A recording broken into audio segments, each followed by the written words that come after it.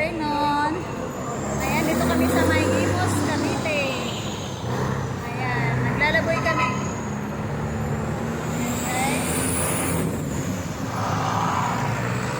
Kami sa May Imos, Cavite, guys. Ayan.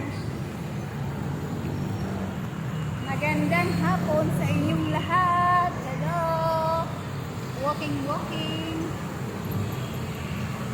Dito kami sa may Imos, Cavite. Ay, malapit lang pala eh. Wala nga talaga dyan bus stop. Burger with cheese, may 1 type 1. Malapit lang eh.